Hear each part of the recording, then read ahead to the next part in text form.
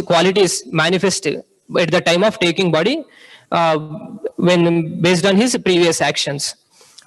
So one who is born with these divine qualities, he will have all these 26 qualities. And then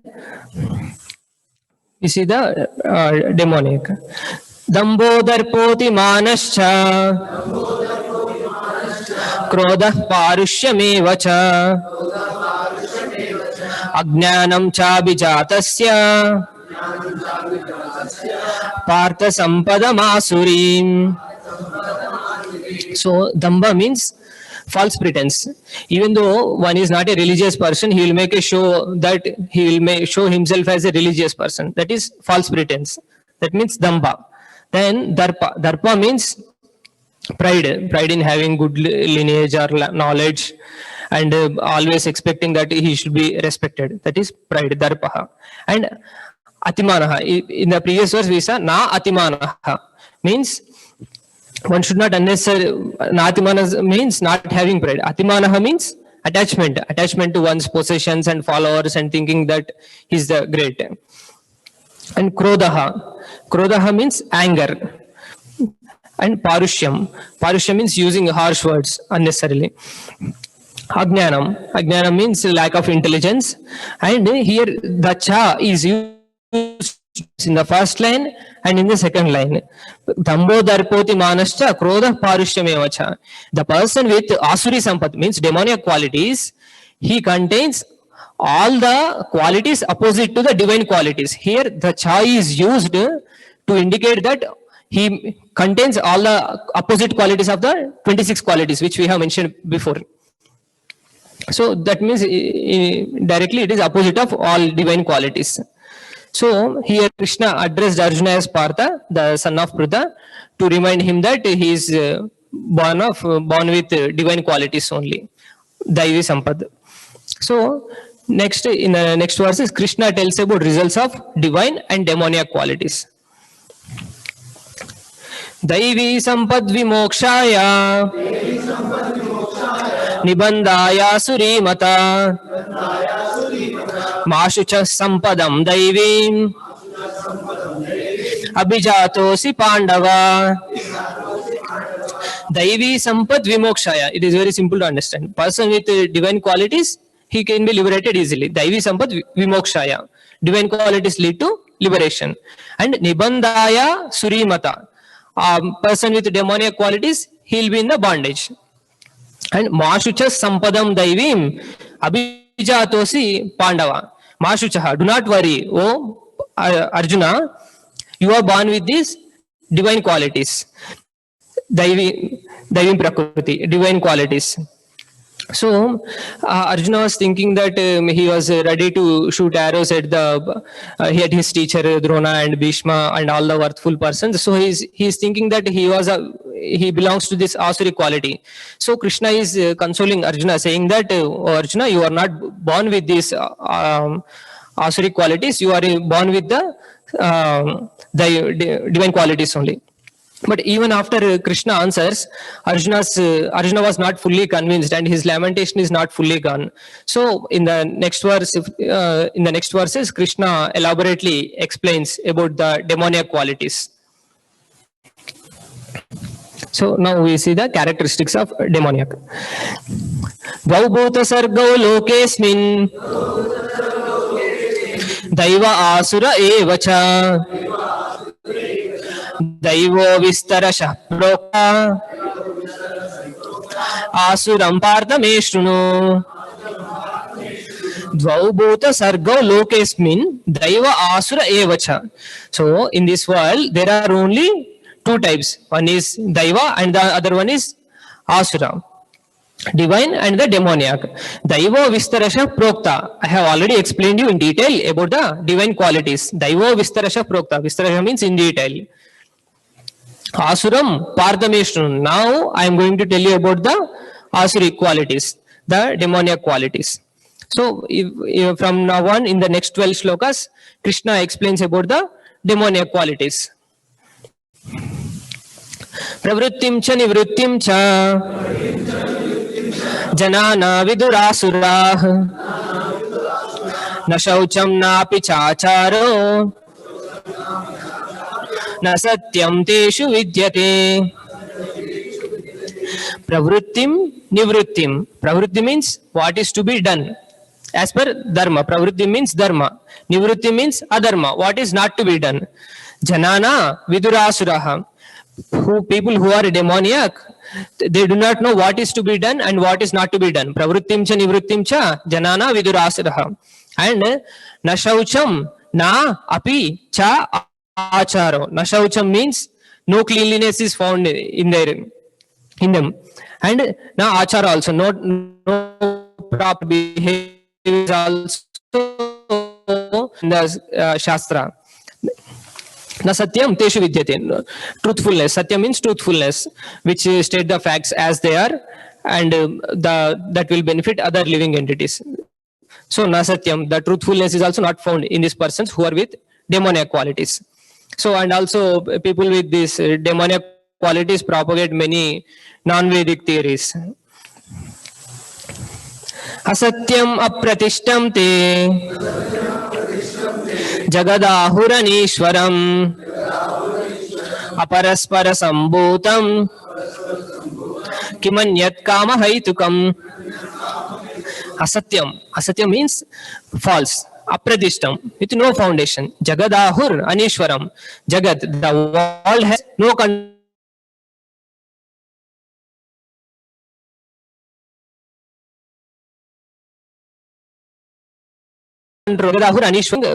First, he is saying about asatyam. The jagat is asatyam, which says that world is false. Who propagates this? The Mayavadis. And then he is saying apratishtam. Jagat is apratishtam, means the world is with no foundation, just like a flower in the sky. This is propagated by Lokayatas, the Charvakas. And the world is Anishwaram. Jagat is Anishwaram. World has no controller. This is propagated by Nayayikas. And Jagat is aparaspara sambhutam. The world has emanated spontaneously by its own nature, just like many people say Big Bang Theory, all that nonsense. So this is Jagat is aparaspara sambhutam. This is propagated by Buddhists. And kimanyat kama haitukam is produced of lust. That is the only reason. Kimanyat kama haitukam. This is said by many atheists and the scientists. एतां दृष्टिमवष्टभ्य नष्टात्मानोऽल्पबुद्धयः प्रभवन्त्युग्रकर्माणः क्षयाय जगतो हिताः. एतां दृष्टिमवष्टभ्य नष्टात्मानोऽल्पबुद्धयः. These unintelligent people take shelter of that non-Vedic theories which we have seen earlier by Mayavadis, all those people, and they are lost to themselves. Nashtatmanaha, they are lost to themselves, and they are alpabuddhayaha, less intelligent people. Prabhavantyugra karmanaha kshayaya jagato hitah. Prabhavantyugra karmanaha, they engage in unbeneficial, horrible works. Kshayaya jagataha, which are meant to destroy the world. Kshaya means destruction. So now here we use the word ugra karma. So what is ugra karma means? The actions of violence, which ultimately leads to the destruction of the world. Moreover, and here kamamashritya dushpuram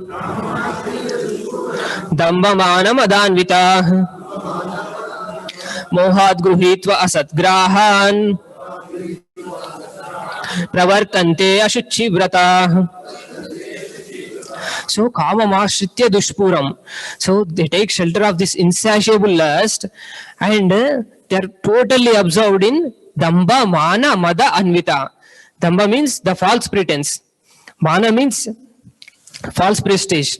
Mada, anvitaha. And mohat gruhitva asad grasan. They gruhitva asad grahan means they take all this material manifestation as all in all, and pravartante ashuchi vrataha. To fulfill all their material needs, they are involved in ashuchi vrataha, impure vows. They take up these impure vows. Just like we see somebody perform, they kill say goat or hen just to in front of some local devatas. So all those are not mentioned in the scripture, but they take up this Ashuchi Vratas according to their own whims. So here mana means they proclaim themselves to be worshipable even though they are not worthy of respect at all. And Mada means that they project themselves as the most elevated of persons even though they have no good qualities, no divine qualities at all. So because of these demoniac qualities, we see many illicit relationships, crimes and rapes are prevalent in today's society. Chintamaparimeyaam cha pralayantamupashrita kamopaboga parama etavad iti nishchita. Chintam aparimeyam cha. Aparimeyam cha means unlimited thoughts. Chintam aparimeyam cha means unlimited thoughts. Pralayantam upashritaha. Till the end of their life, they are taking shelter of this unlimited thoughts. Kamopaboga parama. Just enjoying the sense objects is their ultimate goal. Kamopaboga parama means enjoying the sense objects is their utmost ultimate goal. Parama. Etavaditi nishtisha. That is their conclusion. Whose conclusion it is? The people with asurik sampad, the demoniac qualities. Asha pasha shateir baddha kama krodha parayana ihante kama bhogartam anya yenardha sanchayan. Asha pasha shachair baddha means bound by hundreds of shackles of wishes and desires. Baddha means bound. Kama krodha parayanaha, surrender to lust and anger. Ihante kama bhogartam means to enjoy the sense objects. Anya yenardha sanchayan, they amass heaps of wealth illegally. So to enjoy the sense objects, they amass too much of wealth by doing all the illegal activities. So, in the next three shlokas, 13, 14 and 15, Krishna tells about the opinions of these demoniac people. Idamadya maya labdham imam prapse manoratam idamasti idamapi me bhavishyati punardanam. So, demonic people thinks that idamadya maya labdham. Maya means here, Acharya said it as my intelligence. I have attained so much wealth by my intelligence. Imam prapse manoratam. Manoratam means the things that I wish I will attain in the future also as per my plans. Idamasti idam apime. Today all this belongs to me. Bhavishyati punardanam. I will achieve in the future whatever I am desiring. Asomaya hatashatrur hanishye chaparanapi Ishwaroham aham bhoge siddhoham balavan sukhi. Asomaya hata shatrur, I'll kill my enemy. And hanishye chaparanapi, I'll kill others also, other enemies also. Ishwaroham means I am the Lord. Aham bhogi, I am the enjoyer. Siddhoham, I am the perfect being. And balavan sukhi, I am strong and I am the happiest person. That's how the demoniac person thinks. Adyo bijanavanasmi konyosti sadrusho maya yakshe dasyami modishya ityajnana vimohita. Adyo bijanavan, abhijanavan means I am wealthy and I am born in a very, very rich aristocratic family, bound by rich relatives. Konyosti sadrusho maya, nobody is equal to me. Yakshe dasyami modishya, the heavenly planets. Dasyami, I'll make them my slaves, and modishya, I'll enjoy with this heavenly woman. Ityajnana vimohita. Such how these ignorant people think. Who are these? They are demoniac people. So this is just translation. Now the destination of demoniac people is mentioned in this section, in the verse, in the next 5 verses. So, aneka chitta vibranta मोहजाल समावृताः प्रसक्ताः कामभोगेषु पतन्ति नरके अशुचौ अनेक चित्त विभ्रांता. So misled by many such thoughts, mohajala samavruta, they are covered by this illusion. Prasakta kama bhogeshu, they are too much attached to this sense enjoyment and sense objects. And Batanti Narakeshu Chau, as they are too much attached to the sense objects and misled by such many thoughts, they fall into this unclean hell. We say, for example, you say Vaitarani, that is one unclean hell. So now in the next verse, Krishna explains about how people who perform sacrifices go to hell. Atma sambhavita stabda धनमानम अदान्विता यजन्ते नाम यक्स्ते दम्बेना विधिपूर्वकम्. Now, the people who perform sacrifices, why do they go to hell? Now, they perform the sacrifices only for the namesake. Yajante nama yajnaiste.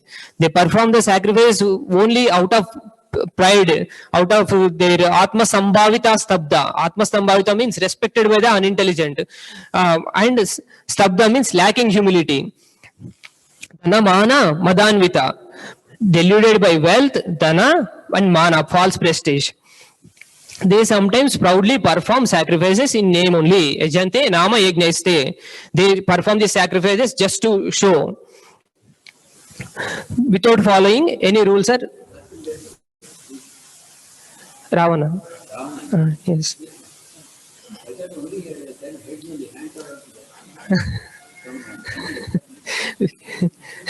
Slow motion. No.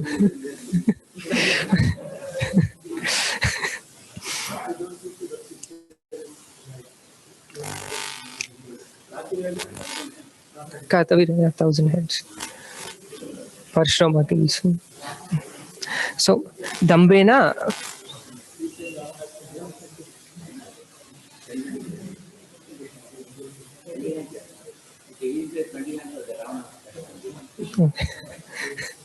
Dambena avidipurvakam. Avidipurvakam means that which is not mentioned in the scriptures.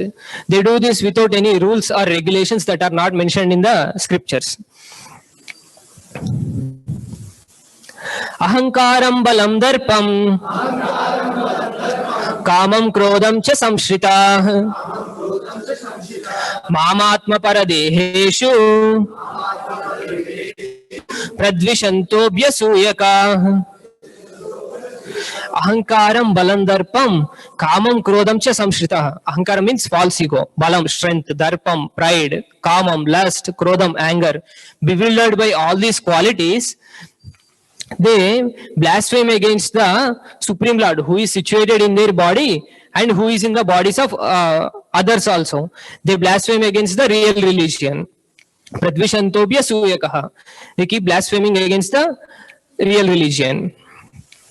Now, the question is, do these people get human birth again after being punished in the hellish planets? So, because they have such asuri sampad, they definitely go to hellish planets. Do they get human birth after being punished in the hell? Do they that is Tanaham Vishata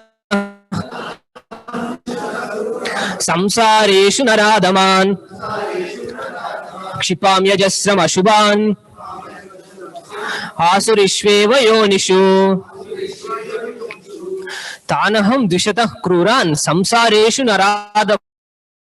Naradavan, the lowest of humans, into the hell, into the repeated birth and death in the wombs of demons. So, Kshipamaya Jasram Ashubhan Asurishveva Yonishu, they will repeatedly get birth in the wombs of demons only. So, there's people who are born in demonic wombs. Will they ever get liberation by his Krishna's causeless mercy? Asurim yoni mapanna Muda janmani janmani Mama prapya iva kaunteya tato yantyadamam gatim asurim yoni mapanna, attaining repeated birth among the species of demonic life. Moda janmani janmani, taking repeated birth in the demonic wombs. O son of Kunti, mama prapyaiva kaunteya. Such persons can never attain me. Mama prapyaiva, they can never attain me. Tato yanti adamam gatim. They sink down to the most abominable type of existence. They go down further. Even though Krishna says that curses them to rot in hell forever, but his Krishna's real intention is his pure devotees, like Srila Prabhupada, how he made hippies to happies, they will be delivered. Such demoniac people will be delivered by his pure devotees' causeless mercy. Now we see the three gates which lead to hell. Trividam narakasyedam dvaram nashanam atmanaha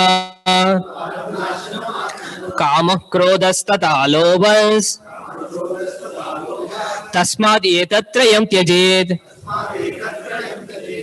Trividam narakasyedam dvaram nashanam atmanaha. There are three gates which lead to the hell. What are those three gates? Kama, Krodhas, Lobhas. Lust, anger and greed. So one should give up these three gates which lead to the hell. So that if one can give up three, lust, greed and anger, then the soul can be saved from the degradation. So out of all the demoniac qualities, lust, greed and anger are most dangerous and it leads one to hell. So now Krishna explains about the state of people who give up lust, greed and anger, who tasmat edat trayam jajech, who gave up the lust, greed and anger. Yetair vimukta kaunteya tamo dvaraistribhir naraha acharatyatmana shreyas tato yati param gatim. Etair vimukta kaunteya tamo dvaraistribhir naraha, who has escaped these three gates, namely lust, greed and anger, his acts are conducive for self-realization and he attains the supreme destination, param gatim. So what is the main reason behind this hell is not abiding according to the rules and regulations mentioned in the scriptures. That is the main reason behind one going to hell. Now, in the last two verses, Krishna instructs Arjuna to follow Shastra always. Yah Shastra vidhi mutsrujya vartate kama karataha nasa siddhim avapnoti nasukam na param gatim. Shastra vidhi utsrutya, who discards scriptural injunctions, vartate kamakarataha, and acts according to his own whims, he attains neither heavenly planets, nasa siddhim. Siddhim means heavenly planets. Nasuk, happiness in his present birth, na param gatim. He neither attains supreme destinations. So here, Shastra, one has to follow Shastra. Shastra means Shasanaditi Shastra, that which dictates what is pravritti and what is nivritti, what is to be done and what is not to be done. That is Shastra. So one has to abide by the Shastra and follow the regulations as mentioned in it. So now Krishna strictly instructs Arjuna and each and every one of us to follow Shastra. Tasmat Shastram Pramanam Te Karya Karya Vyavastitau Jnatva Shastra Vidanoktam Karma Kartumiharhasi. Tasmat Shastram Pramanamte. So one should therefore accept Shastra as Pramana, Karya, Akarya, Vyavastito. And one should know what is duty and what is not duty by the regulations mentioned in the scripture. And Jnatva Shastra Vidanoktam Karma Kartum Iharhasi. Knowing such rules and regulations, one should act so that he may gradually be elevated. And Jnatva Shastra Vidanoktam Karma Kartum Iharhasi. So one should abide by the rules and regulations as mentioned in the scriptures, and by following those rules, he will be gradually elevated. So the conclusion of this chapter is, knowing the injunctions of Shastra, Krishna wants Arjuna to fight. So now we see the lessons from this chapter. Daivi Sampat, the divine qualities are conducive for attaining Jnana and Bhakti. So there is nothing other than Dharma and Adharma in wandering through millions of births in this universe. Only these two, Dharma and Adharma, Pravritti and Nivritti, which tells us what is to be done and what is not to be done. And one can avoid demoniac nature by giving up lust, anger and greed. And also, a person can attain liberation by following actions according to his ashrama as read in scriptures. Varna. So by properly sattva samsiddhir, the purity of consciousness is attained by following the duties of one's varna and ashrama. So those who are fixed in understanding the meaning of scriptures achieve swarga and eternal liberation. So those reject scriptures, they go. That is the conclusion of this chapter. Om Tat Sat, Sri Krishna Arpanamastu. Thank you. Thanks.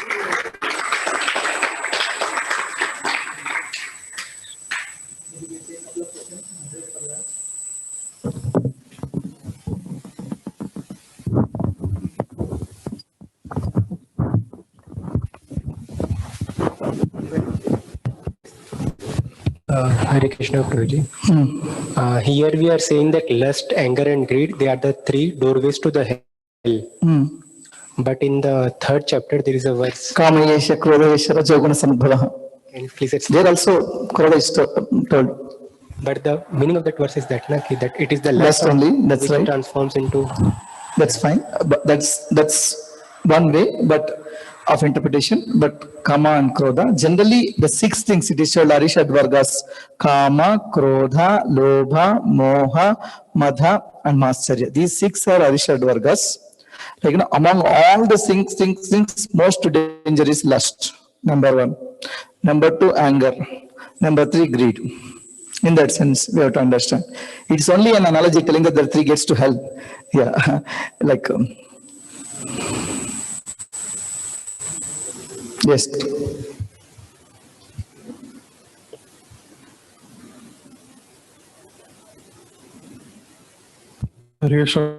What are the ways to identify the varna of a person? What the other day I was saying, that varna of a person.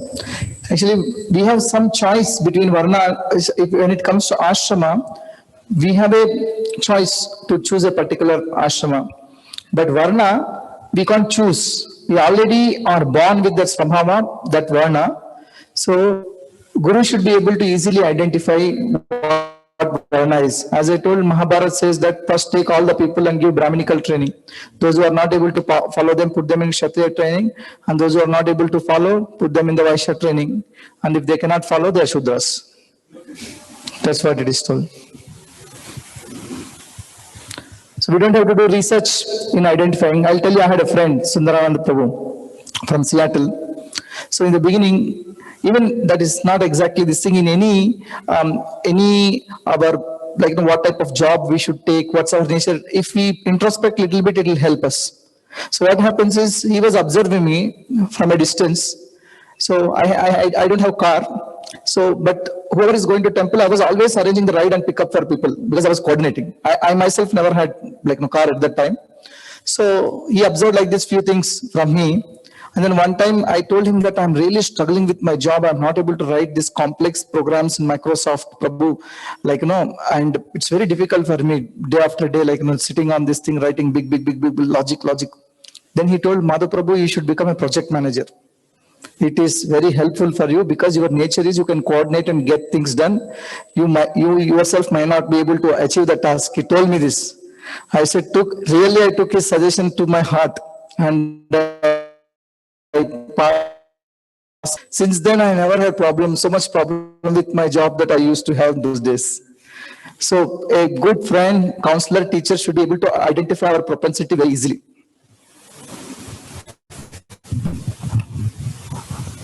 Yes, anything else? Yes, last one. We'll break for lunch.